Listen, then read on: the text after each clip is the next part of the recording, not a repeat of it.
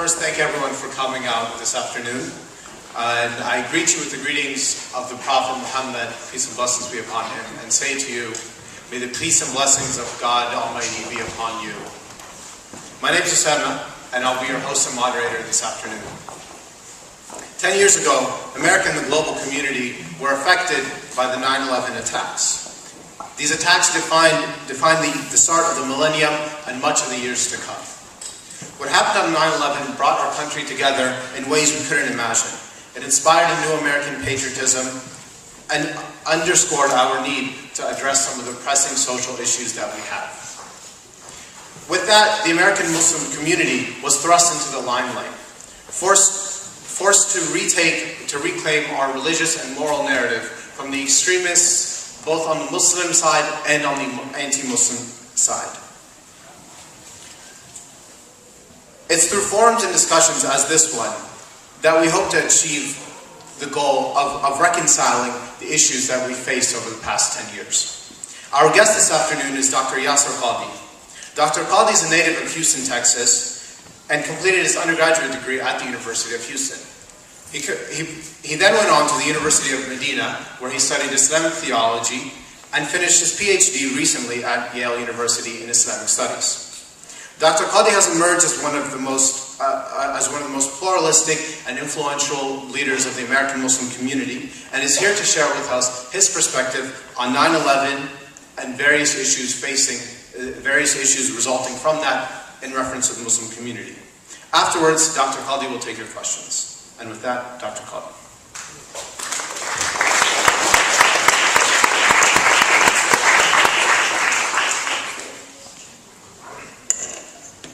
Assalamu ala man ittaba al-huda. I begin first and foremost by welcoming you all to this informal session.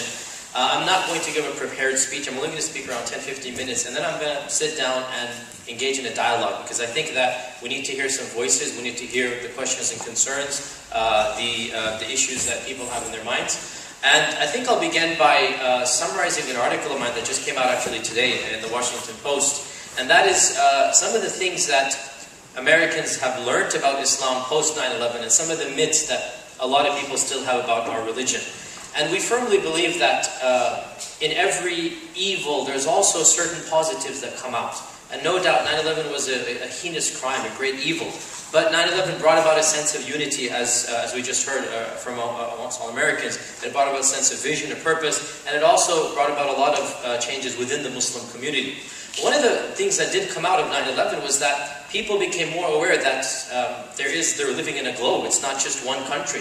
That there are people outside with other visions of the world, with other religions. And at least the name Islam, maybe not in a positive manner, but it did become a household name. And everybody was aware that there's another faith out there. And this faith of Islam is, of course, the second largest faith in the world today. And that's actually a pretty big thing. And it really behooves both Muslims and Christians to therefore find out about one another. Put together, Muslims and Christians almost make up 50% of the world's population. That's a massive number. And that really shows the impact that these two faiths alone have. That literally half the world's population almost is simply either Christian or Muslim. Another fact that came out that people became aware of after 9/11 is that Islam is a global religion. It's not just one ethnicity. Before 9/11, a lot of people thought that Arabs and Muslims are synonymous. And the fact of the matter is that Arabs are an ethnicity, and they only comprise around 20% of the Islamic world. The bulk of the Muslim world is from ethnicities that are not from the Arabian or the Middle East. And not just that, but the Middle East and the Arab peoples themselves are composed of many indigenous ethnicities. It's not just one ethnicity. And also there are many religions. So you have Christian Arabs. There's a healthy percentage of the Arab world that's Christian. And you have other religions that are also represented in the Arab world. In fact, the largest Muslim country is not even in the Middle East. It's Indonesia. Indonesia is in the Far East, and that has 200 million Muslims in it. The second largest country is Pakistan, with around 160 million Muslims in it.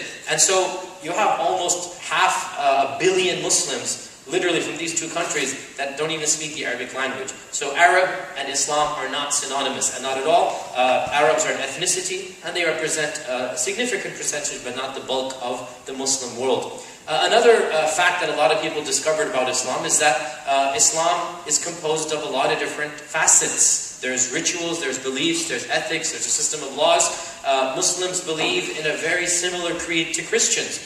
Muslims view themselves as coming from the same fountain that basically sprung forth Judaism and Christianity. The God of Abraham is the God of Islam.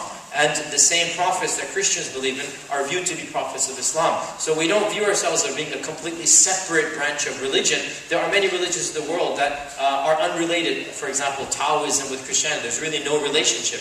Islam views itself as springing from the same source as Judaism and Christianity, and the God of Islam is the God of Christianity, the God of Judaism. And we have a similar framework of belief in prophets, belief in hereafter, belief in an all-loving, all-powerful God. The most significant difference would be in the persona of Jesus Christ. Because, of course, this is what separates Judaism from Christianity from Islam.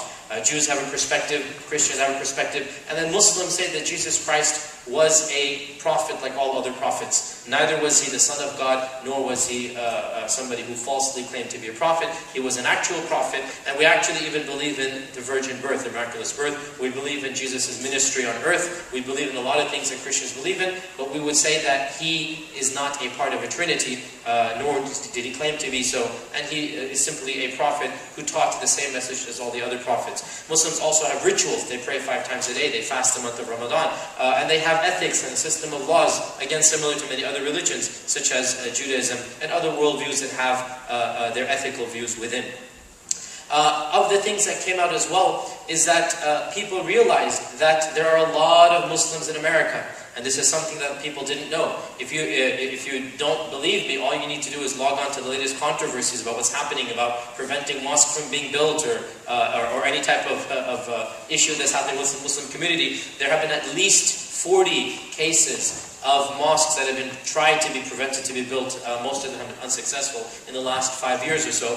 There's also been a lot of hate crimes and a lot of other issues. Nonetheless, before 9/11, people have no idea that Muslims lived in America. Of course, post 9/11, everybody knows because we're always the one who get randomly checked at the airport, and so we're pretty random people that always happen to be in the wrong time in the wrong place. But everybody knows that there are Muslims. There's around 8 to 10 million Muslims in America, and that's actually a huge number. That actually means that there are more Muslims than, let's say, Episcopalians or Lutherans or something. It's quite a big percentage. And in fact, it is the second largest religion. It is predicted within the next 2-3 years, the number of Muslims is going to outstrip the number of Jews in America, making Islam the second largest religion after, again, Christianity. And also, it's the fastest growing religion in America as well. Muslims have been in America since its very beginning. There are reports of a few Muslims that were here when the founding fathers were here. But the fact of the matter is that the bulk of the Muslims came recently. There are actually 3 waves of Islam in America. 3 waves of Islam in America. The first wave, so of course there are individuals, there are reports of Muslims living at the time of George Washington. There were people that had come here from Africa and they were Muslim. But these weren't large communities and their Islam did not flourish. So we don't have any records of what happened to their descendants. There are 3 primary waves of Muslims that came to America. The first is via the slave trade.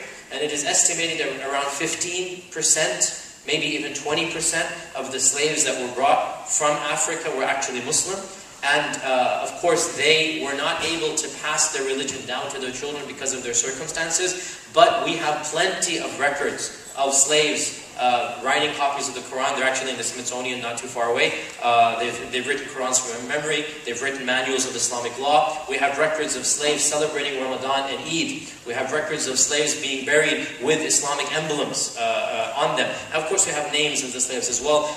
Because, of course, of their sad situation, they weren't able to pass Islam down. So once again, that wave of Islam, the first wave of Islam, it fizzled out because these Muslims were not concentrated in an area.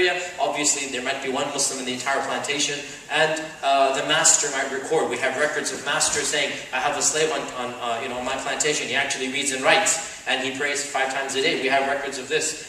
This is in the 1820s, even the 1780s. We have records of this, which is really heartbreaking stories for us to read. But this is just the fact of American Islam. That wave of Islam obviously was not allowed to flourish, and it completely became exterminated. The second primary wave of Islam is an indigenous movement. in the early part of the 1910s, 1920s, a series of pseudo-Islamic movements began in Detroit, in New York, in Philadelphia, and these were people. This was at the time Marcus Garvey. There's a talk of African Americans moving to Africa. There's a talk of African Americans rediscovering their identity. So, along with all of this talk, there also appeared some pseudo-Islamic movements. What do I mean by pseudo-Islamic? They're not quite the Islam that we're familiar with. These were preachers, these were ministers, these were people with a little bit of baggage in Islam. They knew a little bit about Islam. How do they know about Islam? Perhaps from their ancestry, perhaps they had met traveling Muslim merchants, which is what happened with Elijah Poole, Elijah Muhammad. And so they began preaching a version of Islam that is very indigenous. Has nothing to do with mainstream Islam, but they're using words like Allah, like the Quran. They're calling themselves Muslim. As they become more exposed to Islam, they start adopting practices. So the women start wearing the scarf. They start fasting in December, not Ramadan. The Nation of Islam fasts in December, not Ramadan.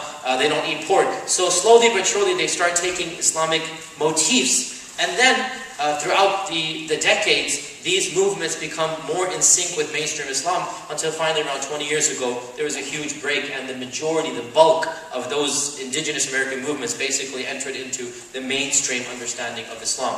There's a healthy percentage of American Muslims who are of the African American background and who have this background coming from them. Probably around 20 to 30% of the American Muslim population comes from these indigenous Islamic movements.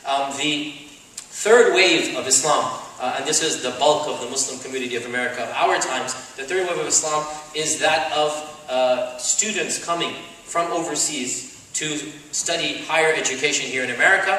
My own father is representative of that movement. He came in 1963 to Houston, Texas, one of the first Muslim immigrants ever to Houston, Texas.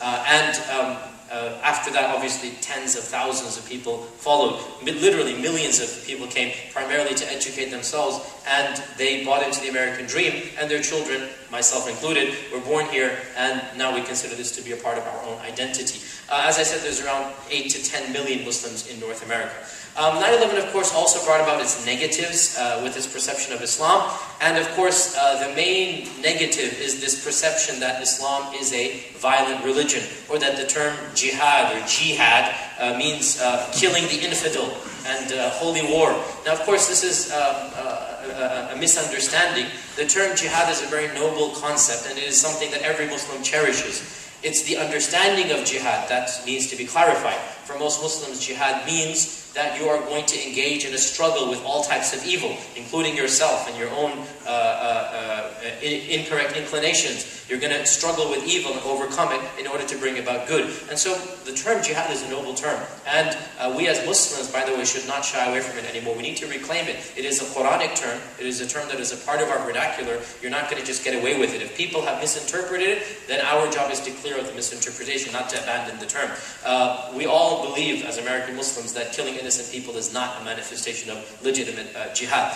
Another misconception is that Islam, or the rules of Islam, known as the Sharia, the Sharia, which is the law that we believe, the Sharia is a repressive law. It's a law that would never be compatible with American values.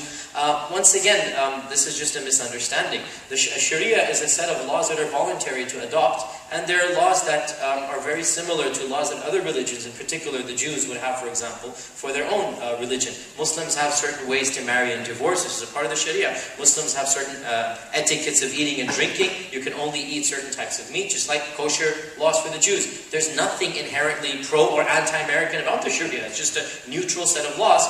And one of the great things about our country is that the Constitution protects the right and affords us the privilege to practice, if we choose to practice, the way that we see fit. And that's really one of the main reasons why Muslims are immigrating to America and flourishing here, especially from repressive regimes. They come here and they're able to practice their faith as they see fit.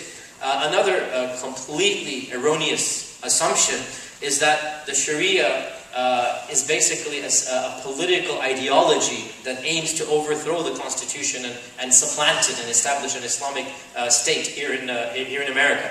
And of course, this is a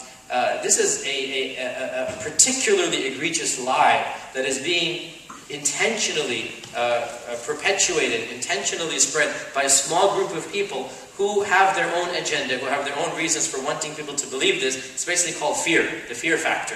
And by making you scared of certain people, they will impress upon themselves that they are the true defenders of democracy, the true defenders of freedom. Fact of the matter is that there is no effort whatsoever. In fact, when Muslims hear this, they laugh. This is just ludicrous, the claim that we're out here to overthrow the Constitution. And it's also ludicrous in multiple perspectives. There's only, as we said, 8 to 10 million Muslims. That's around 2% of the American population. How do you expect 2% of the American population to somehow sinisterly overthrow the entire government? And it's also particularly egregious in light of the fact that these types of rumors are stepping stones to much more heinous actions. All you need to do is look at Germany in 1920 and see what was being said of the Jews at the time. And this is exactly what was being said of the Jews, because the economy of Germany was going down, and there was a lot of political instability, and people were getting worried and scared. And therefore a group of people came up and they started saying, oh, it's all the fault of the Jews. They're the ones who are doing this. And there was sinister, propaganda that was literally anti-Semitic propaganda. And you're not going to get a Holocaust until you dehumanize a group of people. Until you make people so scared of another group, of another minority, that they'll be like, yeah, whatever you want to do, we're not going to see it, just we'll turn the other way, you can go ahead and get rid of them. And this is very scary when we hear similar type of rhetoric taking place, where all the problems of, the potential problems of the world are being blamed on a small minority of people in America, or in Europe. So now in Europe as well, there's this fear going on that Muslims are out to Islamicize Europe. And you all know the massacre that took place in Norway, the Christian fundamentalist, Breivik. That was what he was believing, that if I don't do something, if I don't take a stand and kill these innocent people, the Muslims are going to come and overtake my country. Even though there's less than 5% of Muslims in Norway. Once again, just paranoia. But that type of fear and hatred didn't just come out of nowhere. And really, we need to take a stand and be very clear about this, that those people who are perpetuating these fears, fear-mongering, it's something that is detrimental not only to society, it's detrimental to our unity as Americans, it's detrimental to sanity. It's really going to lead down a very dangerous route, and we don't want to see that happen. Another common myth that people have is that Muslims, the average American, I truly think, believes that American Muslims are not terrorists. Thank God for that. But the feeling is they might sympathize with them, or if they see something in their mosques or their gatherings, they're not really going to report it, right? This is this perception that a lot of people have, is that, okay, I know my American Muslim neighbor is not going to do anything, but if he does find out about a plot, or he might sympathize internally with the terrorists. And again, this is simply just not true. And this is something we have to be very clear about, that trying to rationalize the anger of the terrorists is not sympathizing with them. Trying to understand why they did what they did is not an excuse. It's not a carte blanche, open door that, okay, fine, you were correct in what you did. It's simply trying to understand where this terror came from. And if that reason is legitimate, even if the terror is illegitimate, then we should cut off the reason from its roots. And that's not something that's in any way sympathizing with the terrorists, nor is it trying to excuse what they've done. It's simply talking in a rational manner and trying to understand that if we're getting a certain crime that's being committed over and over and over and over again, what is the root cause of this crime? Why is it occurring? And if there are grievances that are political and they are legitimate, let's solve those grievances as well. And that's going to be really the root cause of solving a lot of these problems. So there is this underlying misunderstanding that Muslims don't speak against terrorism. And the fact of the matter is that we have been speaking since 9/11, non-stop. Every mosque, every national organization, every public preacher. But this news that Muslims are speaking against terrorism is not going to be shown on mainstream television because it's just not attractive. It's not sexy. I mean, it's not going to be, if a preacher preaches against terrorism, it doesn't make the news. Whereas if, like what happened 2 years ago, when a 25-year-old kid who nobody had ever heard of, I call 25-year-olds kids, I'm sorry, but that slipped out. A young man, 25-year-old, who has no background in the Islamic community, he issues a threat to the, what was that cartoon? that came out in America? The South Park, right? Yeah, South Park. So this is an anonymous person. Nobody's ever heard of him in the national picture, right? And he's a convert to the faith. He's a Caucasian convert. And we don't know who he is. But he issues this threat on the streets of New York publicly that these people deserve death. And for 2 weeks non-stop, this is front page news, that there's an Islamic threat against the makers of South Park, right? Now, that's just not, this is stereotyping, stigmatizing 10 million people for the actions of one lunatic, right? We've been speaking against these types of actions since 9/11. You're never going to hear that on the mainstream news. I've been writing articles and preaching this type of message, but it's not going to come out in the way that this one lunatic's endeavors and actions are going to come out. So news is sensationalist. We need to look past the headlines and understand that in the end of the day, and this is one of the big problems of corporate media, if you're familiar with that term, in the end of the day, news is a business, and business has to sell. And what's going to sell is sensationalism, not mainstream. And that's why these negative things, small issues, such as this guy in New York, they become mainstream. The fact of the matter is that Muslims have been continuously stressing that these people don't represent their faith any more than Breivik, who killed 80 people in Norway, represents Christianity, even though he claimed to do it in the name of Christianity. Any more than when a Christian in America plants a bomb at an abortion clinic or shoots down an abortion doctor in the name of Jesus Christ. That doesn't represent mainstream Christianity. Any more than when one of the leaders of one of these fundamentalist sects is marrying 13-year-old girls in the name of his religion. That doesn't represent Christianity. But because the bulk of America is familiar with Christianity, when a disaster like that happens, they can dissociate. They know for a fact, that's not the religion, that's just a lunatic, that's just a crazy fringe. But because the Muslims are the other, well then when one strange thing happens, the other as portrayed entirely as being the same as this one particular incident that occurred. I mean, a classic example here, the scandals in the Catholic Church, right? The pedophilia and all of the molestations and whatnot. Did anybody demand all Catholics to come together and unite and dissociate themselves from this scandal? Did we ask the Catholics to go out on the streets and protest it? It's no, nobody's going to support pedophilia. Your Catholic neighbors and friends are not pedophiles, you know that, right?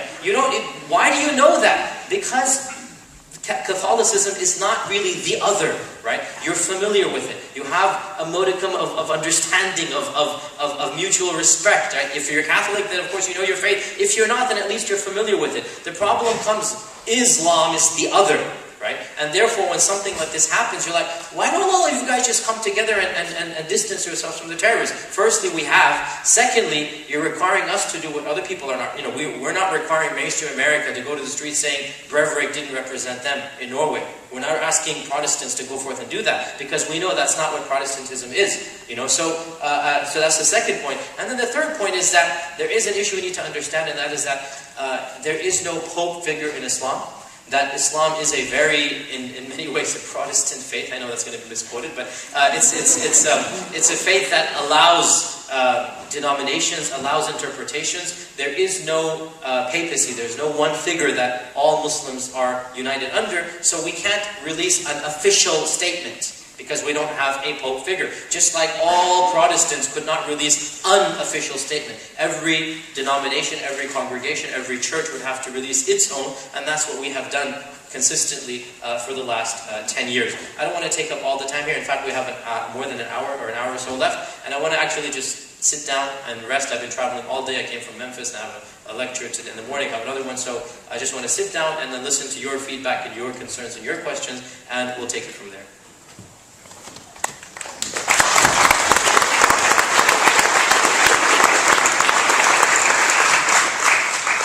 Thank you, Dr. Qadhi, for the insightful remarks. And as he said, we'll begin the Q&A, and please feel free to engage with him openly, but do so respectfully and politely as well. So, with the Sharia law, is it purely moral, or is there some political aspects? The Sharia law, we need to understand one thing about Islamic history, the history of Muslims. For many centuries, Muslims had states or had countries, really we wouldn't call it a country, we would call it basically a caliphate if you like, where Sharia law was the national law of the entire population. And therefore, as a part of the Sharia, there were laws that were meant to be enacted at the state level. So we had laws pertaining to crimes, right? So the Sharia dictates that a murderer is to be executed, a pedophile is to be executed. These are, Sharia dictates that. And it has other crimes that also realize that the Sharia, because it's an ethical law, there is no distinction between morality and legality. What is immoral is illegal, what is moral is legal, because we consider the Sharia to be the law of God. And so the Sharia has certain laws that many Americans would say infringes on our freedom to do whatever we want. So for example, extramarital relationships, they're not just immoral in mainstream America. If you have an affair, it's considered really bad. But it's not the law's business to really do anything, right? That's the mainstream perspective. In the Sharia, everything that's immoral is illegal. Everything that's illegal, there are issues that you need to, not necessarily, but I mean, a lot of the laws are dictated in this manner. And therefore, you're going to find punishments for these types of crimes. Now, that's true, it does exist. Some of these punishments are punishments that were enacted at a time and a place that are very different from our own, and there's a modern discussion, how much of that should we keep, how much of that should we retain. For example, the classic example, yes, it is true that medieval textbooks of the Sharia do say that a thief who meets certain conditions, his hand has to be cut off. If a thief steals above a certain amount of money, and if there has to be breaking and entering. So there's a lot of conditions. But at the end of the day, this is a punishment that mainstream, the bulk of humanity would now find unacceptable. That we don't chop off the hands of the thief. This is a part of classical Sharia. I'm not going to deny it. I'm not an apologist just going to hide it away. But the question is twofold. Number one, are American Muslims calling for that fine print to be resurrected? No. American Muslims are asking for the freedom to worship in their personal lives as they see fit. And as I said, I'm not even aware of any Muslim in America. Yeah, there are people in caves in Afghanistan preaching what they're preaching. But in America, no mainstream organization, no cleric, nobody with intelligence who's saying, yeah, we want to establish the Sharia in America and bring back these laws here. Right? So we're not asking for that. And so for somebody to come and quote these laws, it's really irrelevant to me.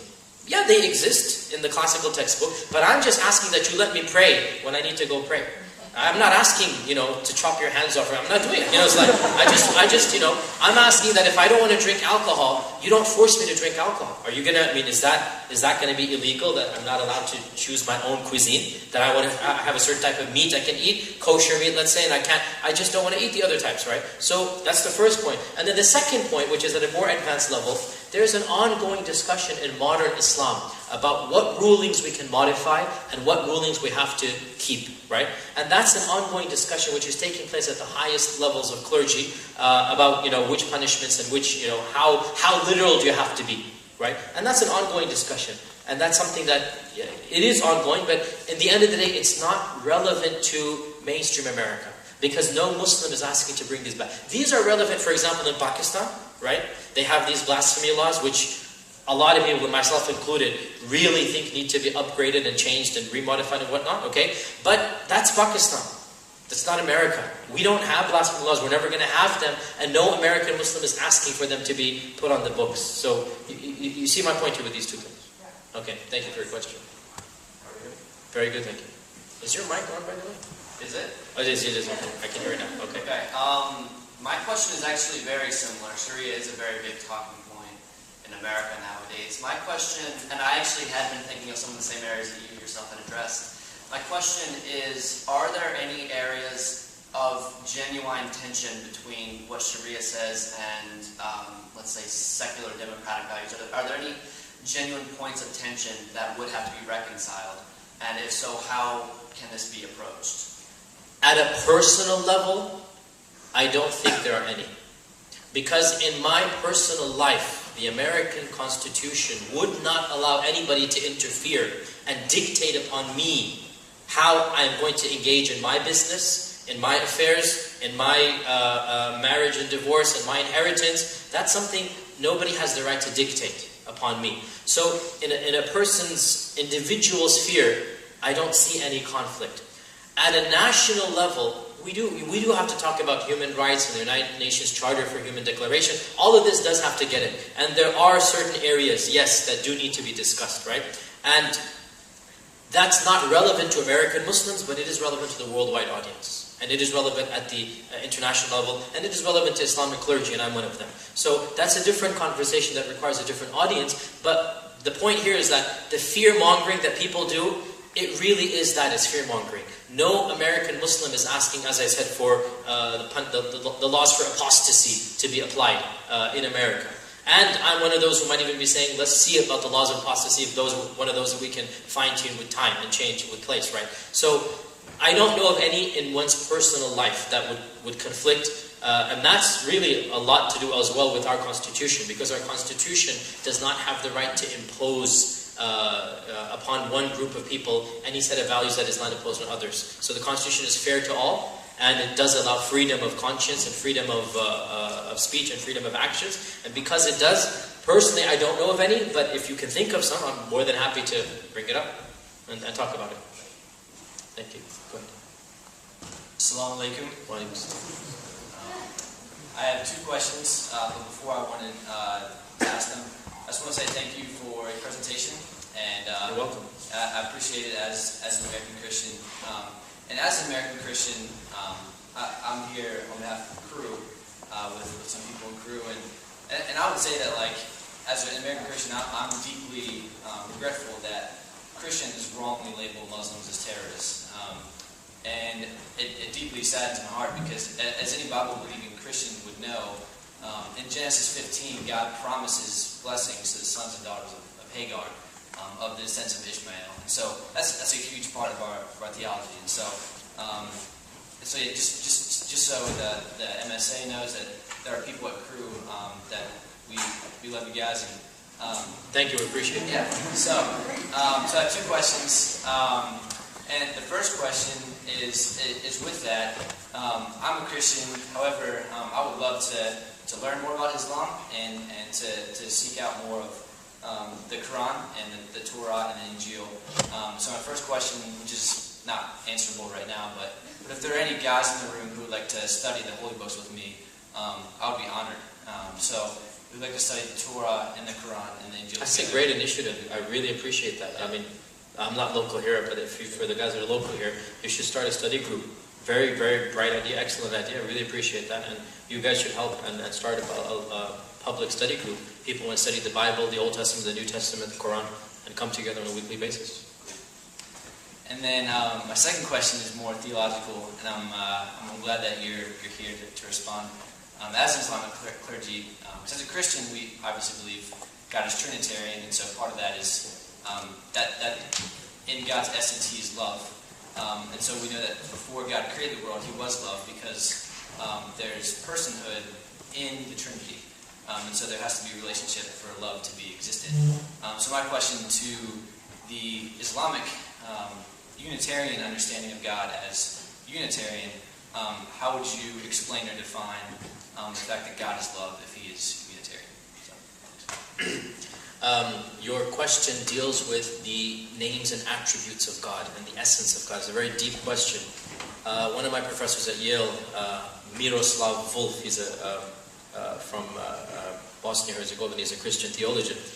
Miroslav Volf, he's just written a book which is basically, is Allah the same God as the Christian God? And it's a very deep and fascinating book, and you can find it on Amazon. Actually, I don't remember the title. I think it's called Allah, a Christian God. I think that's what it's called, but it's Miroslav Volf, V-O-L-F, is his last name, and that goes into a lot of academic detail. But in a nutshell, the Islamic perspective is that God is a being that is beyond our understanding, and we cannot fully understand Him. He has characterized Himself with many names and attributes, with many characteristics, with many adjectives. And we affirm these adjectives as they're mentioned in the Quran, and we don't try to rationalize how or what they would mean. And so of the names of God is the forgiving. So we believe that God forgives. Of the names of God is the merciful. of the names of God is the one who hears all, the all-powerful, the all-knower, the all-seer. These are all names of God. One of the names of God is the all-loving, and that's in Arabic al-Wadud. Al-Wadud. One of the names of God is the all-loving. That God does love humanity, and God does love those who worship and believe in Him.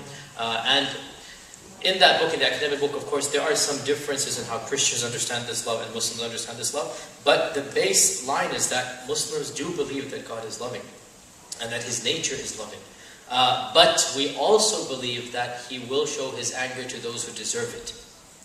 We believe that the base rule is love, and there's a prophetic tradition that before God created the world, He said, He put a condition on Himself, because nobody can put a condition on God. He put a condition on Himself that my mercy, my compassion, my love will always overcome my anger. This is the rule that God put on Himself.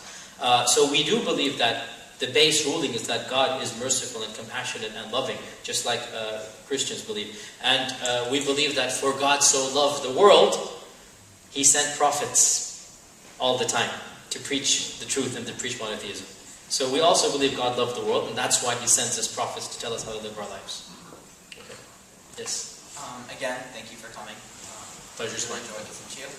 One piece of information that I've seen disseminated in like anti-Islamic forums, sometimes on Fox News, is this kind of notion of Muslim land, especially as it pertains to like the Arab-Israeli conflict or the Islamification of Europe. I was wondering if you could clarify that.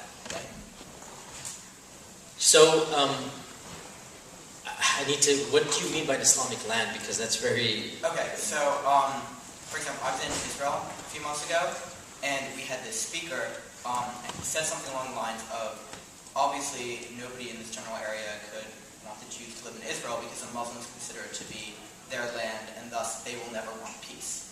And that struck me as at odds with everything else that I learned about Islam, so I was... So,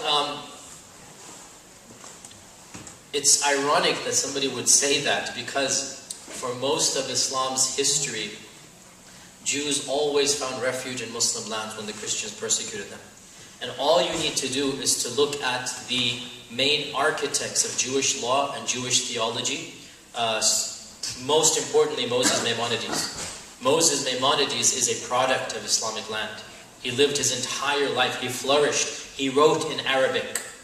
Moses Maimonides wrote most of his writings in Arabic, and along with a version of Hebrew which is Arabicized. Sa'adia Gaon as well, early 8th century Jewish rabbi in 8th century in Islam, in Iraq.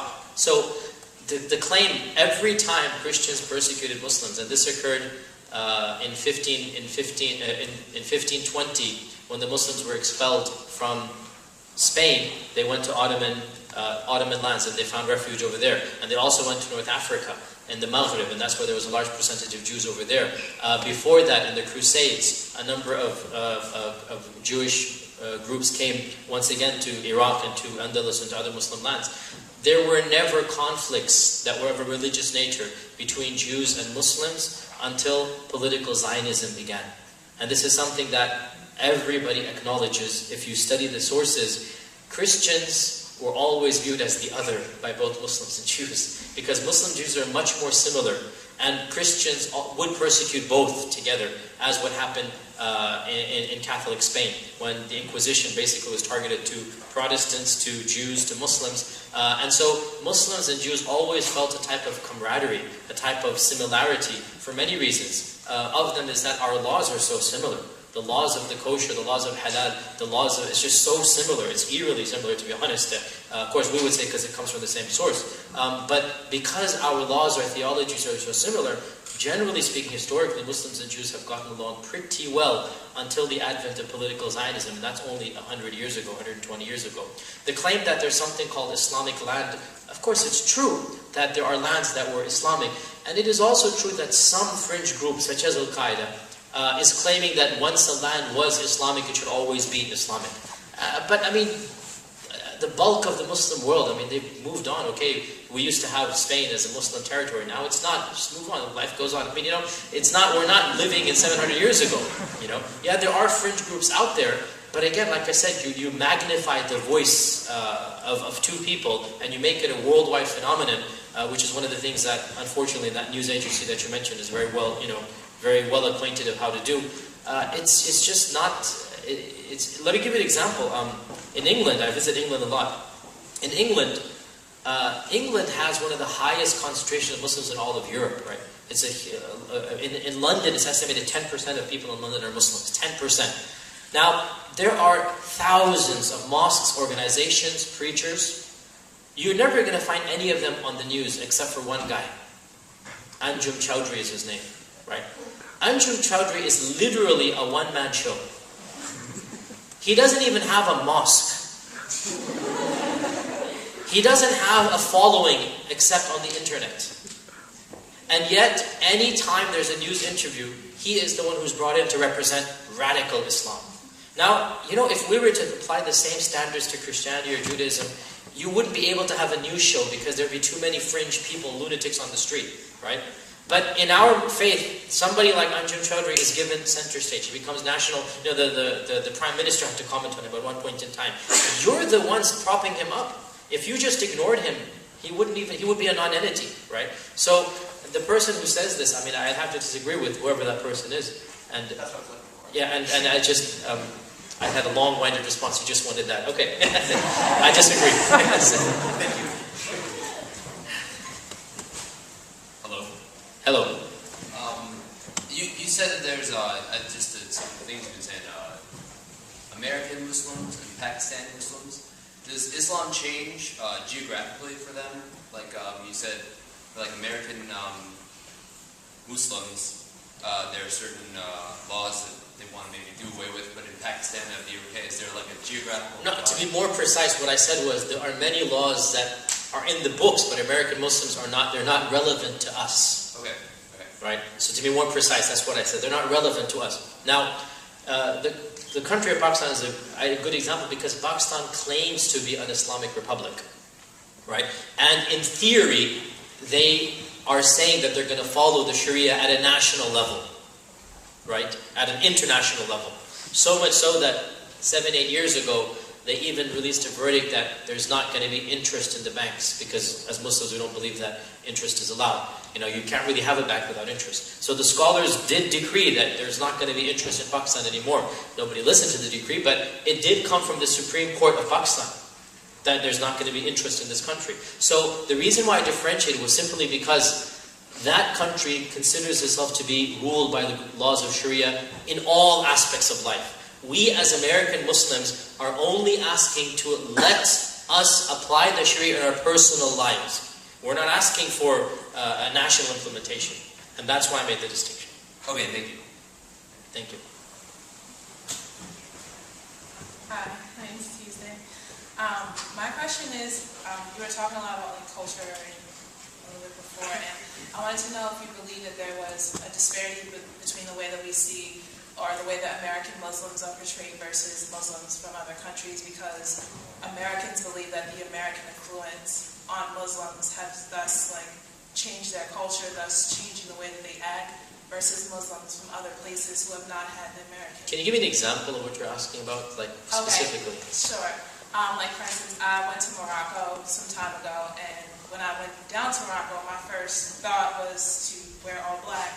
I wore a headscarf. I thought it was going to be very conservative, and just in general, I didn't know what to expect. When I went there, however, I saw a totally different reality from what I had expected. So what I thought as an American going there was that women would be oppressed, women wouldn't have freedoms, they wouldn't be able to wear what they wanted to wear, etc., etc.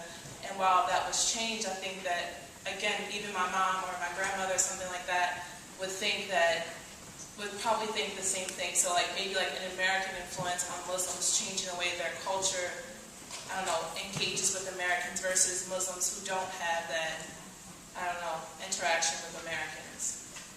I think the phenomenon of, are you talking about the veiling issue in Morocco in particular? Yeah. Yeah. I don't think that's an American influence per se, that people are not veiling in Morocco anymore because of American influence. It's very much a choice. I mean, I can guarantee you all the women wearing scarves here are doing so out of their own choice. Nobody's telling them to do it. In fact, most likely their parents would rather they not wear the scarf. I know there are quite a number of them, if you're nodding their head, they're doing this as a sign of their own Islamic feminism, that want to reclaim their understanding of Islam. And in many Eastern lands as well, by and large, nobody forces it on you. In Pakistan, I know for a fact, nobody forces you to wear it or not wear it. You want to wear it, you want to wear it. You don't want to, you don't want to. And the same applies in many lands. I don't think this would be an American influence per se. I think it's been like that for quite a while. But initially, I understood your question to ask, are Muslims in America somehow different than other Muslims? Well, yeah, like if necessarily, like the disparities that we create in America, like that we see American Muslim is not threatening or menacing because of the American influence, and that's the reason why our media. Of course, yeah, I see what you're saying. And of course, there's a difference simply because we're assimilated. I mean, we are Americans. I identify as an American, even if my father is from Pakistan. I don't have a nation that I ascribe to other than America. This is where I was born and raised. This is my, I put it this way: my mother tongue is English. My mother's tongue is Urdu. Right? So of course an American Muslim feels more at home and more, because this is his land at the end of the day. And that's why, by and large, every single attempt at a terrorist attack here in America has always been by Muslims who are not born and raised here, pretty much, like Faisal Shahzad in the New York, or the underwear bomber, or the other bombers like that, or the 9/11 bombers. It's not something that's common at all, because but I don't think it's just a matter of, we know the difference between America and American foreign policy, right? A lot of times those 9/11 hijackers couldn't make that distinction, and they're just so angry at these political grievances that they just want to, do anything.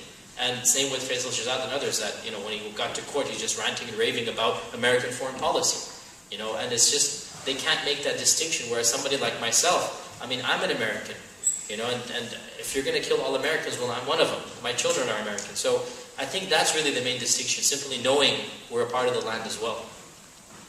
Okay, thanks. Hi, my name is Matt. After the Danish cartoon controversy and people who died in that whole conflict with protests and whatnot, what's your opinion on how the government should have handled it? How, say, the cartoonist himself, how do you view it in retrospect? I don't know, I haven't seen anything with someone makes a cartoon making fun of Christians and then people die afterward. I haven't, maybe it's just a media thing and they just happen to show it with Muslims and it's publicizing. Yes, now, that way, this is a really multifaceted question, and again, you're asking somebody I can speak hours just on this one issue. I actually have given a number of lectures after the controversy, which are online, about this issue. Let's see if I can summarize in a few minutes. Number one, of course, from a theoretical perspective, from a legal perspective, I, for one, am not calling for any curbing of First Amendment rights. I understand that this is a society where these types of jokes, cartoons are completely legal, and there's nothing that I am calling for that would restrict that at all. But number two, I am calling for a sense of respect and self-censorship. And this is something that we don't find in the mainstream. So a lot of people are like, why can't we make fun of Muslims? Why can't we do this and that? Well, go ahead and do it legally. But at the same time, when it becomes socially acceptable, then there is a problem. Let me give you an example here. 50 years ago, it was very, very permissible. It was common to hear racist jokes, remarks, the N-word from politicians, from the media, from private conversations. Isn't that true? Now, it was legal back then. It's still legal now. Why is it that if a sports commentator uses a derogatory term to talk about African American women, people are calling for his resignation and he has to resign? Why is it that if a politician were to use the N-word, even on a private mic that he's not speaking in public, he would have to resign instant? He couldn't even apologize for that. It's just, you're out for the rest of your life in politics for using one word. Is it illegal? Is he going to jail? But there is a sense of, whoa, that was just not right. Not supposed to have done that, right? Why is it the case, therefore, that when it comes to Islam, there's this sense of, yeah, let's go ahead and do it. Let's show them what we can do. I mean, all I'm asking for is that there should be this sense of, sure, it's legal, but is it wise to offend other people's feelings? That's the second point. The third point, I'm not trying to justify people, rioting in where did they riot? Was it Karachi or places? I don't know where they rioted. I'm not trying to justify people in the Muslim lands doing that. But let me give you an example that will maybe help you understand why there's so much anger. And that's another issue which we didn't get into yet, and I don't know if we will or not in the limited time. But there's a lot of anger being directed against America. And that anger is really the ultimate cause of 9/11. That anger is the cause of these riots that you see. It's not the religion of Islam. And it's the West overall, and in particular our country. Why that anger exists, you need to read and study, and then judge yourself whether it's justified or not. That's a separate issue. Whether the anger is justified, not the repercussions or not the manifestation. But let me give you an example that will help you understand a little bit of that mentality, even though it doesn't justify. So please just don't misquote me. Suppose a rich Wall Street banker, a stockbroker, a hedge fund manager, right? Is driving his fancy limousine. I really need this coffee. Is driving his fancy limousine, let's say in Harlem, in an area where different ethnicity, different socioeconomic background, right? And he stops his car, he gets onto the car, and he starts ridiculing, putting down, denigrating the people around him, saying, look at where I am and look at where you are. And this is all your fault if you got off your lazy behinds and did this and that. Now, if some mob comes and beats him up, is that legal? No. But what are you going to tell this guy after he recovers from the hospital and goes out? What are you going to tell him? What were you thinking? I mean, these are people that are already angry. They already feel repressed. Whether that repression is there or not, again, a little bit of common sense. They already feel a sense of rage towards people like you. And you go and you just stoke the fire and you just make it worse. You're asking for trouble. Okay? Now, the problem comes, like I said, I'm not calling for it to be made illegal. I understand. You are dealing with a population. Our religion tells us, this is a verse in the Quran, do not make fun of the gods, the idols that they worship. Do not make fun of them. Why? Because what are you going to gain by doing that? So we as a religion are told, respect the sacred of all religions. We're not allowed to do that. And then we find this type of attitude against a persona whom all Muslims feel very, personally attached to. There is a sense of already, again, this is the tipping point, right? Now, the Prophet Muhammad, peace be upon him, has been insulted for 14 centuries.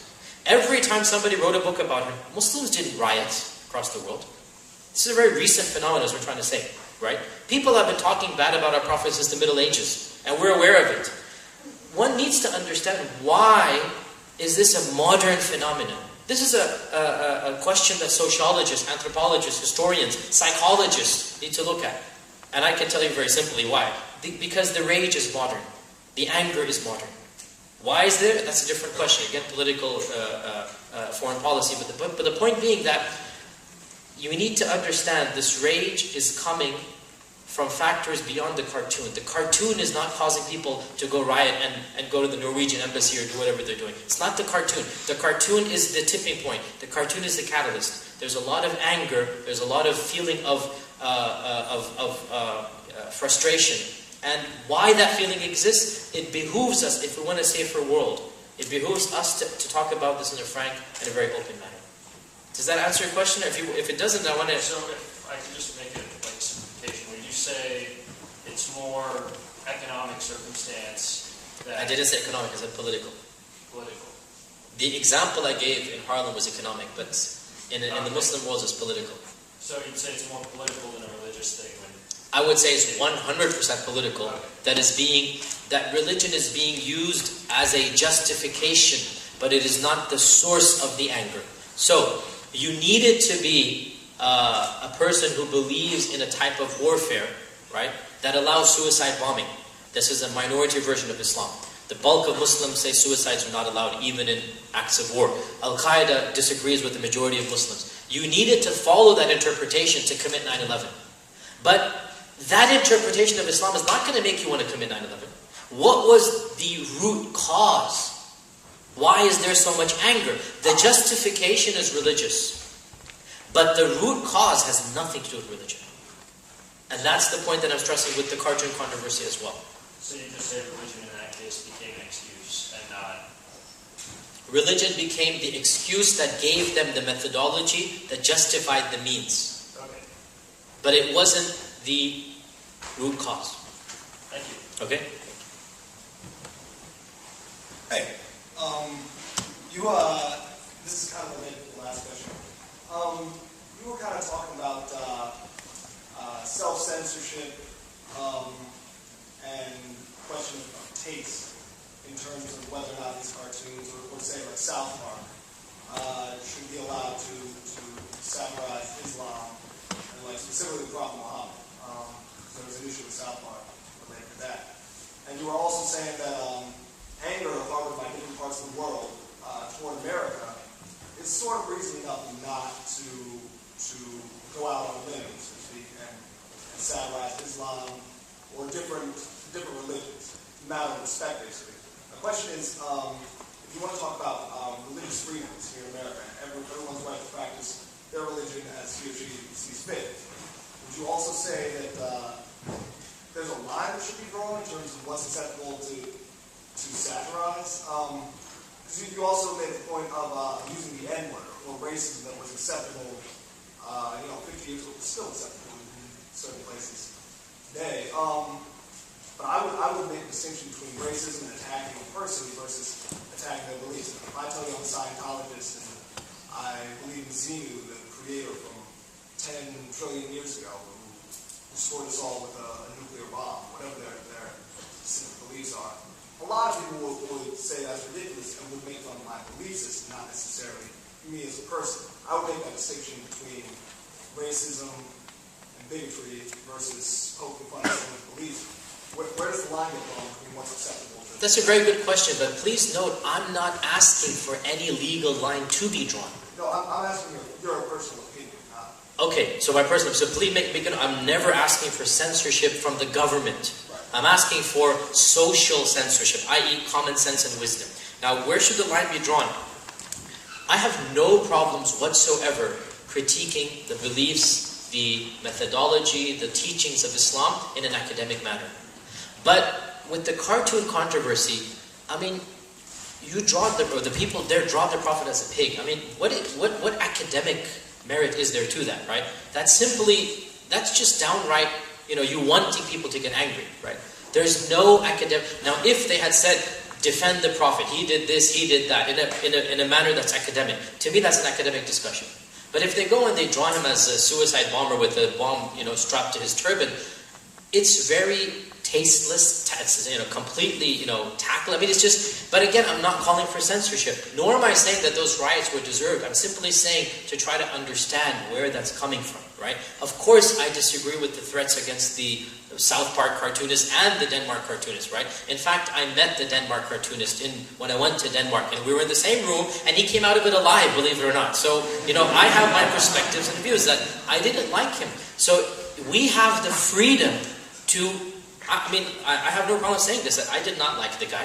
I found him to be bombastic and arrogant and snotty, to be honest, right? And that's my freedom. That's my perspective. That if he hates our Prophet and he's going to act that way, I have the right to hate him back, but I don't have the right to physically harm him. And I'm not asking for legal lines to be drawn, but as I said, I find it unfair that and by the way, we discovered afterwards, and this is not something that a lot of people, again, it didn't reach the mainstream. 2 years ago, the same editor, this one that I met, and the same newspaper were about to draw some cartoons mocking the Holocaust. Because it is one of those things that likes to mock other things and whatnot. And the feedback that they got was so bad, they said, okay, we're going to stop, we're not going to do that. That's all we're asking for. That there's a sense of, okay, there's just no point. 6 million people died.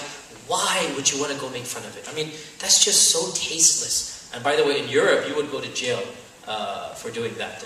The freedom of speech doesn't apply to this particular thing. I mean, you cannot deny the Holocaust or make fun of it, or you will go to jail. They were trying to do something that would still be legal, but wouldn't get them into legal trouble, and they pulled back voluntarily. Those cartoons were not published, right? That's all we're asking for, a little bit of common sense. Thanks.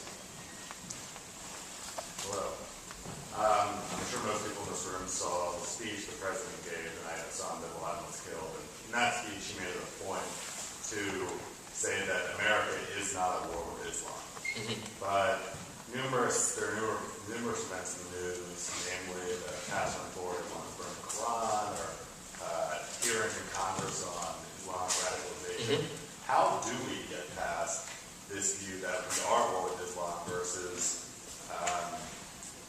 or how do we differentiate Islam as religion and the very, very small portion of radicals who do want more America?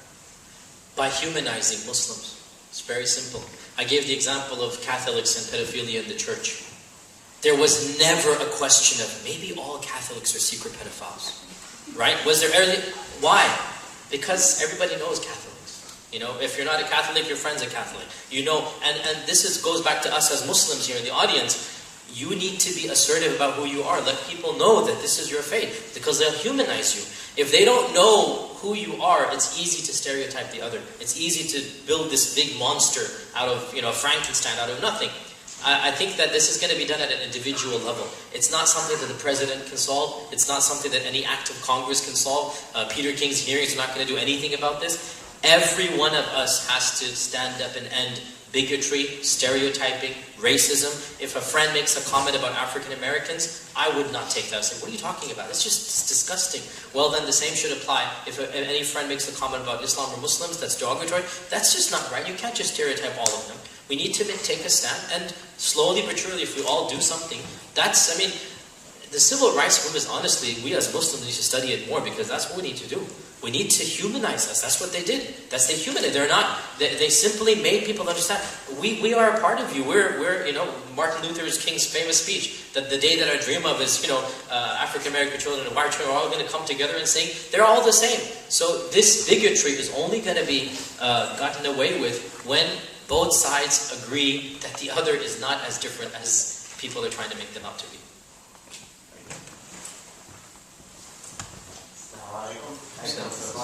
So far, so good. Okay.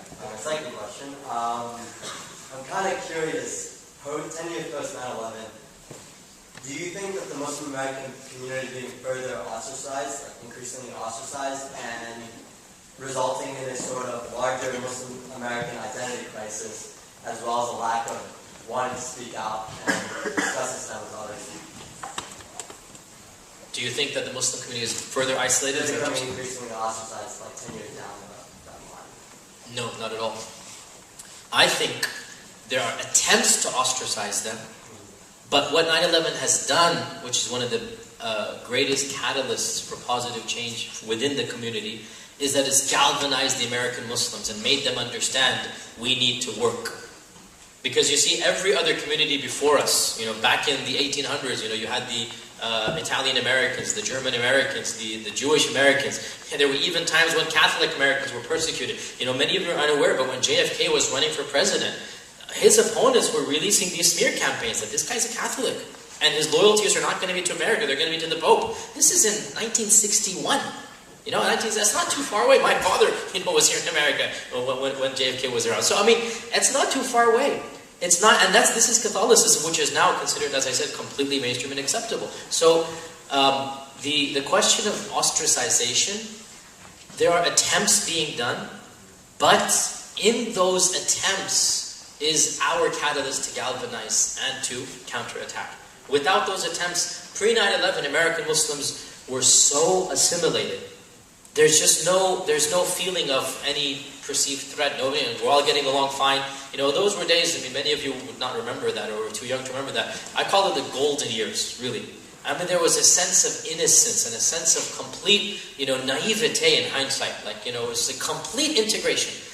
After 9/11, it's literally as if we went to sleep, as children, and then we woke up as adults with all of the responsibilities of adults. That's what happens as an American Muslim community. Is that we were not thinking long term, and we're not thinking about potential problems, potential ostracization. Well, 9/11 changed all of that. And therefore, for the first time, as you're aware of, African American Muslims, Indian Muslims, Arab Muslims, they all had to come together. This never happened before because they'd have their separate mosques. For the first time, people started thinking about, maybe my son or daughter should go into, in media studies, let's say, journalism. Pre 9/11, you had, two choices, engineering or doctor. And if you went into accounting, maybe they'd let you go, okay? But now for the first time, things are changing. It's like, maybe my son or daughter should get involved in other fields to make them, humanize them, right? Because again, all of this, the mindset is changing. And I say it's for the positive. Now, you're looking at the Peter Kings, you're looking at Alan West of Florida, you're looking at, Fox News, like, oh my God, look at the Muslim community, pre-9/11, post-9/11. World of a difference. And I look at the Muslim community and I say there's a lot of potential there. And what the American Muslim community is doing is the quintessential American thing to do. And that is to stand up and fight for your rights. Every single minority had to do it. Every single minority. It just so happens it's now our turn. And we're standing up and fighting for our rights. And that is a reclaiming of what America is. And that is reclaiming your identity, wanting the freedom to be who you are. And that is the quintessential American experience. Hello. Hi. My question deals with lesser jihad. And I was wondering, it's a two-part question. I was wondering if first, could you define that? And secondly, under what circumstances would you believe that it's acceptable in today's era? Or is it something that was just for the Prophet? Okay, so the question is about the lesser jihad, or basically the physical jihad, the war of Islam. There's no question that the Sharia, the laws of the Sharia dictated how to engage in war, right? And rather than be surprised or frightened or something, the fact of the matter is that, as many war theorists will tell you, Islamic law was of the earliest systems of humanity that actually discussed in an academic manner what is legal and illegal in acts of war. This is what we're talking about 13 centuries ago. There was no United Nations, there was no human rights. So this is something we as Muslims are proud of, that we talked about these issues in a legal setting. The question arises, how much of that needs to be translated into modern world? How much of that needs to be brought in? And this is one of those areas that the bulk of the Muslim world is in agreement that we need to sit down again and go through this entire chapter of our Sharia and see what needs to be done. Because there are many American Muslims, many Eastern Muslims, Egyptian Muslims. The most famous scholar alive today, Yusuf al-Qaradawi, who appears on Al Jazeera all the time. He is the most famous living cleric in Sunni Islam. He's 85 years old. He just wrote his magnum opus of 1,200 pages, and it's basically called Towards Understanding Jihad. And in it, he revolutionizes the whole idea. And he brings up the notions that, look, these laws of jihad were written at a time of, either you go out and attack on the offensive or else you were going to be eliminated. There were different times, different rules, different people. It was a survival of the fittest. These laws were enacted when there were no nation states. There were no international treaties. And if you study history, nations have always been at war with their neighbors. That's how you survived. You either had war or you had peace for a while. And so Islamic laws were written in that time.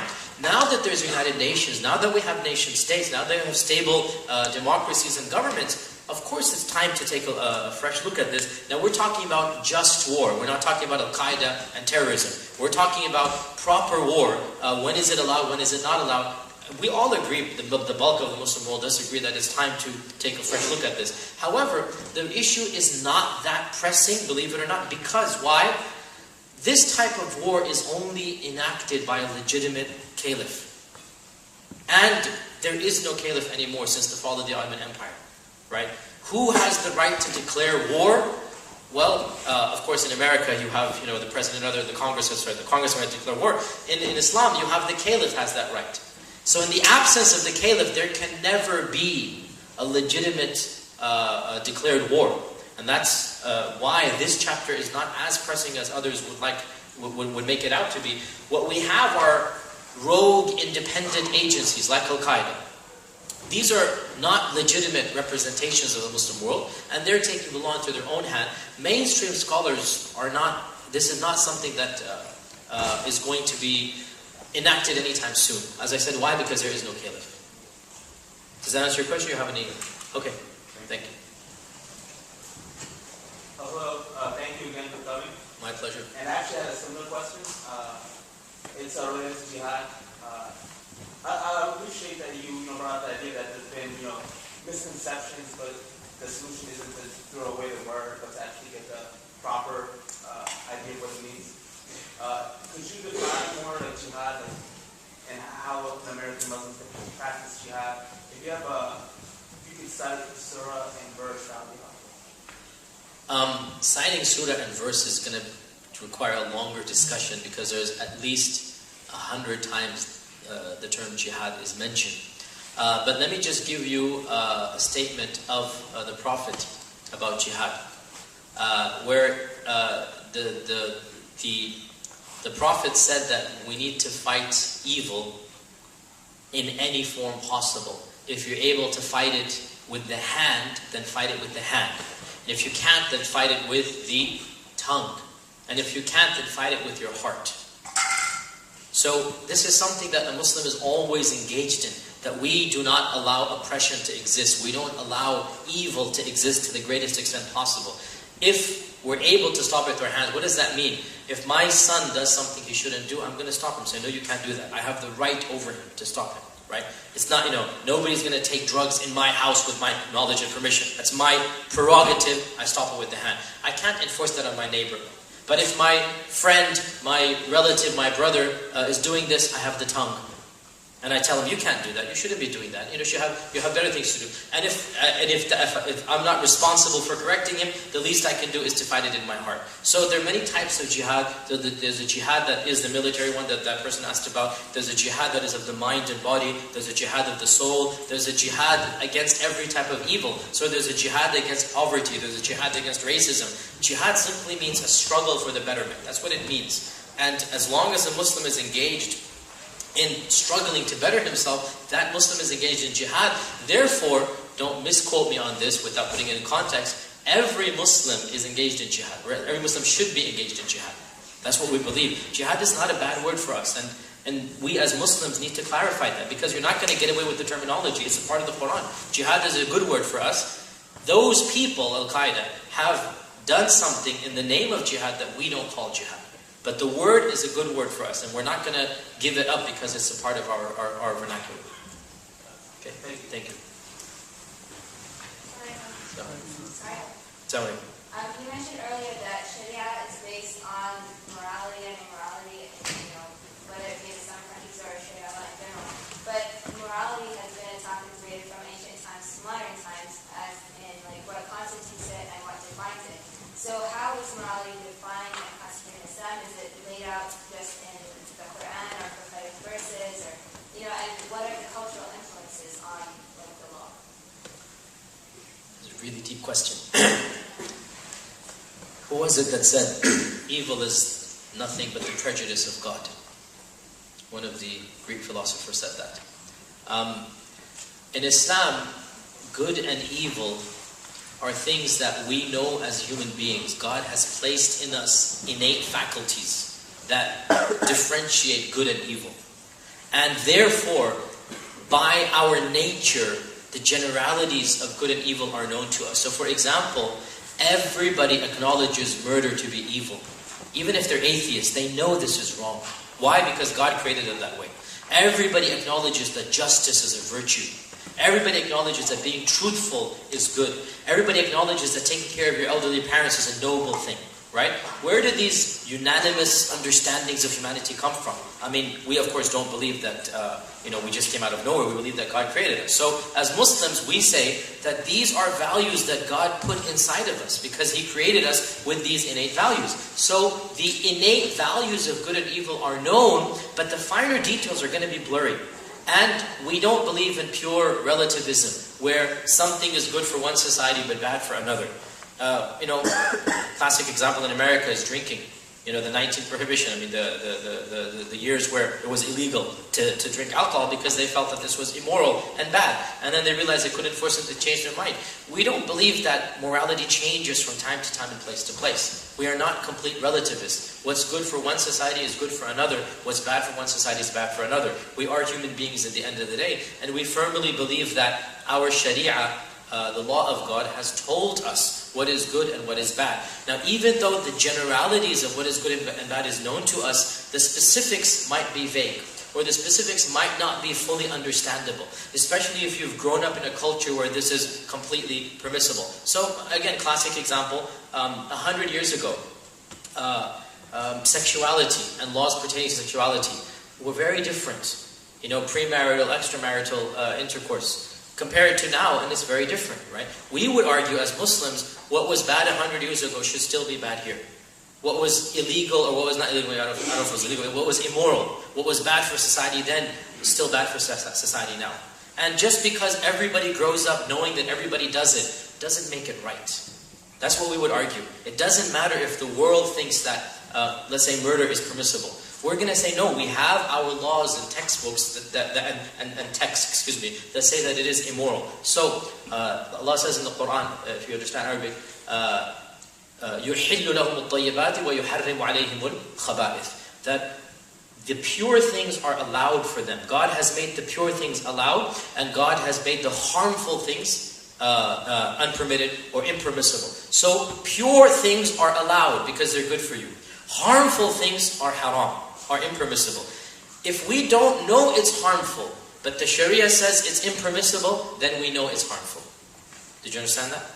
If we don't know something is harmful, then the Sharia comes and says, for example, we have it in our Sharia, every intoxicant, everything that makes you think differently while you're still in a wakeful state, everything that takes your brain away, right, while you're in a wakeful state, every intoxicant is prohibited. So, marijuana, hashish, drugs, cocaine, alcohol, everything that makes you think irrationally would be prohibited in our Sharia. It doesn't matter if somebody says, well, what's the matter if we drink a few? Our Sharia has come with this. If they can't see the evil, for our perspective, it doesn't change the evil. Does that answer your question? Yeah. Okay, thank you. Hi. My question was more about women's rights. And I know that in some Muslim countries, such as Saudi Arabia, women aren't allowed to drive, and you're not supposed to go out in public without a male escort and things like that. I was wondering how much of this is rooted in Islam and how much of this is cultural, and do you think that it can change with time, or is it too much in their interpretation? Okay, great. Can I also ask that we'll only take these questions now, we'll stop here because we have to finish up. So whoever is in line, remain in line. We don't have time for any other Q&A, have another engagement tonight. Saudi Arabia, I lived there for 10 years, and I'm very familiar with Saudi culture. Saudi Arabia is undergoing a massive change. We need to understand 50 years ago, Saudi Arabia was almost the same as it was 500 years ago. Literally. With the influx of oil and technology and modernity, it was just an amazing experience. In the 1960s, 1961, King Faisal, who was a very progressive king for the time, wanted to teach women. He wanted to open public schools for girls. The people rioted. Literally, there were riots on the street. Like, you're not going to educate girls. You're not going to send them to public school. But the king persisted and persevered. And now, the Saudi public is sending all of their girls to school. And in fact, there's a surplus of women graduates versus men graduates, right? In 50 years, that's changed. What I'm trying to stress is that we need to understand that Saudi culture in particular is still very Bedouin. It's still very immersed in its own. And it is enough to tell you that the only country in the world that has these laws is Saudi Arabia. How then can it be representative of Islam? When less than 3% of the world's population, of the Muslims are in that country, how is it representative of Islam? This is definitely a cultural phenomenon, which is going to change. It's inevitable. It's always going to change in a matter of time. It's only a matter of time. There's no other country, even the Saudi Arabia, the countries neighboring Saudi Arabia, Qatar, United Arab Emirates, Bahrain, Oman, the countries neighboring it, women drive, and women have a lot more freedoms. In Saudi Arabia, their clerics don't have a problem with it. So it's only a matter of time, and we need to be, again, careful about sensationalism where, okay, that's one country, but how is that representative of the entire Muslim world? Okay. Hi, I have a question. I've experienced what you mentioned where, like, in certain Christian communities or, I don't know, just a general community that doesn't know about Islam, people will say things like, no Islamic players have come forth, like, saying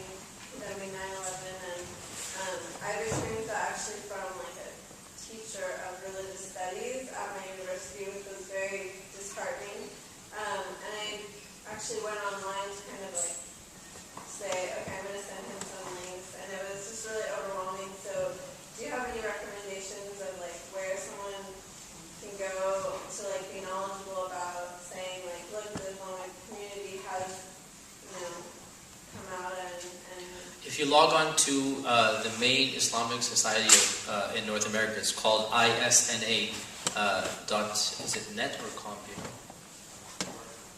ISNA. ISNA. This is the largest. It might be .net, I think. ISNA. It's the Islamic Society of North America. If you log on to their website, they have a section about religious verdicts against terrorism, and they've compiled a lot of names and a lot of people. But I mean, like I said, there's not a single organization that hasn't condemned terrorism. Not a single denomination. There's not a single cleric that hasn't done so. In fact, you can go and tell your teacher that you heard me. I condemn 9/11, right? And I am a national cleric in America. So you can go and tell them that you heard it with your own 2 ears. It's just, as I said, it's so ludicrous that people can still say this. We've been screaming our heads off from 9/11 till now, and we continue to do so. It doesn't make the news. What can I do? Yeah, and I completely feel the same way. I just felt surprised to hear, a doctor, of philosophy say that, and just not I guess I felt like I didn't have any resources to go to, but this is perfect. Thank you. I'm getting a PhD. Believe me, just because you have a PhD doesn't make you, all-knowing. Believe me, you can still be very ignorant and have a PhD. Yes.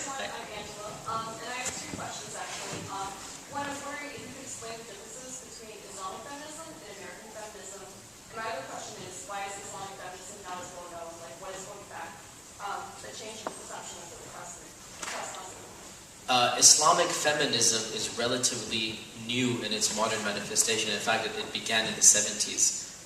It's very new. Now, Islamic feminism has a huge spectrum, right? On the one hand, for lack of a better, let's say left-wing type Islamic feminism, they would be arguing for a lot of the similarities of American feminists, and so there wouldn't be much of a difference. And then there is more of a right-wing feminism, in which case they would be arguing for their legitimate Islamic rights that they feel they've been taken away from culturally, right? And so there is a sense of feminism of let me give you a classic example. One branch of Islamic feminism, which is the left-wing branch, let's say the more in sync with American feminism, might argue, let's say, American Muslim women should be allowed to marry non-Muslim men. Okay, even though in the tradition or in the traditional books, just like with Judaism, you should marry within the faith, right? So they would be arguing, yeah, who cares what the book says, or we can work around that. The other side of feminism, let's call it the more conservative branch of Islamic feminism, they would be saying that culturally speaking, women have been told to marry whoever their fathers tell them to. This is culturally very common still, that the father's going to say, look, we've arranged your marriage. You're the mother and father, both of them. They're going to say, we've arranged your marriage, and this is who you're marrying. And for the longest time, women would be like, demurely nod their head and say, whatever you want, mom and dad, you know best. And then they get married. Now, Islamically, a woman has the right to say, no, I don't want to marry so-and-so. You don't have the right to force me. You need to find somebody that I'm compatible with and I like. So that right or privilege has not been invoked for many centuries. And my own mother, my own grandmother, for many generations, whatever their parents decided, they simply accepted that, right? In our generation, and most of you are definitely going to go down this route, the Muslims in the audience, you're not going to allow your parents to choose your partner for you, right? Or if it is, then it's going to be after a long process where you're comfortable and you are interested in this person as a partner. So this is arguing for an Islamic right that is within the tradition, but it's been kind of sort of neglected. Another example, Islamic feminism that's more on the left-wing side might be arguing, we want women to lead the Friday prayer. And there was such an instance 2 years ago in New York where a lady led the Friday prayer. As of yet, mainstream Islam does not allow that. But there's another extreme, and that is women should not even come to the prayer. And this is very common in Pakistan, where my parents come from, where women never enter the mosque. Yet, it is well known that the Prophet's wives had spaces in the mosque, that the women companions had a prayer area. And so people are now saying, hold on a sec, it's a part of our tradition to have women and men in the mosque. And this is an Islamic right. So in America, you would be hard-pressed to find a mosque that doesn't have women in it. And this is what I call conservative Islamic feminism. Okay, so there's a spectrum of feminism, and there's a number of books out. One of them is called Muslim Women Speak. It's available from Amazon. That talks about Islamic feminism. Muslim Women Speak. If you get that book, it'll give you a little bit of a discussion of Islamic feminism. Okay. Thank you. Hello there. Hi. Throughout this discussion, which has been very interesting, thank you very much, I've gotten the impression several times, for example, in the context of Sharia punishments, in the context that you've mentioned, the Islamic community reviewing the permissibility of certain practices. I'm wondering what your opinion is on how flexible, how mutable, perhaps, Islam, like the practice of Islam is. This is the million-dollar question that jurists, legal specialists around the world are currently debating and discussing. How flexible is Islam? All scholars agree that Islam can be fine-tuned for space and time, for society and culture. The question is to what extent. Even the most ultra-conservative cleric will agree that there are certain laws that can be fine-tuned. But the laws he'd be willing to fine-tune would be a minuscule amount compared to the more progressive reformers. This is an ongoing internal dialogue and debate that is happening. Believe me, one of the most common conversations I myself end up having at dinner tables with other theologians, with other clerics. In fact, probably this is the bulk of our conversation, that we bring up particular issues and say, well, how much are we allowed to, change and how much we're allowed to keep. This is the conversation of the hour, and is taking place across the Muslim world. And what the results are going to be, only time will tell. But it's very clear that there is, I don't want to say reformation, but let me say reformation with a small r. Okay? It's not going to be a reformation with a capital R, and I have spoken against this, that Islam's never going to have a reformation with a capital R because it never had the problems medieval Christianity had. We don't need a reformation with a capital R. Okay? Medieval Christianity had specific problems, and it dealt with them via the Reformation. We never had those problems. We have a whole other set of problems, and the solutions don't need to be as radical as the Reformation was to Catholicism. So we're having a minor Reformation. And this is an ongoing process. Only time will tell how far this is going to go. And last but definitely not least. Yeah, just to wrap it all up, I was wondering, here we are a decade after 9/11. We've had an influx of books and movies and television all kind of depicting different opinions on religion. So I'm wondering, in the post 9/11 kind of era, what has been the impact on religion in America? Religion overall? Overall. I think I'm not qualified to answer that question academically. I can answer you anecdotally, gut instinct, right? I don't know how valid that is. I would say that 9/11 has made a lot of religious people more religious, and a lot of secular or non-religious people militantly atheist. 9/11 has brought about Richard Dawkins definitely banked on 9/11. So did what's his name? God is not great. Christopher Hitchens, right? Yeah. These people, they all banked on 9/11 and to point out how evil religion is, right? And so what's happened is a lot of Christians have rediscovered Christianity, and they're finding faith in that. Definitely a lot of Muslims are rediscovering Islam post 9/11 because of the pressure. They need a religious outlet. And we've also found a lot of people who were atheist or who were agnostic, they're getting much more anti. Because pre 9/11 we would say that most of them live and let live type of mentality. But we're seeing a rise of a new wave of atheism. It's called militant atheism. What they mean by that is they don't want religions to be on earth. And they've made very harsh statements against all religions. And we've seen this window has opened up after 9/11. So it's been an interesting decade for religions overall. And I think that as the years go by, we're going to find these camps, we're going to have to engage in dialogue, and God knows what's going to happen after that. Well, that's if you believe in God knows what's going to happen. If you don't believe, then thank you. Thank you, Dr. Qadhi. Thank you to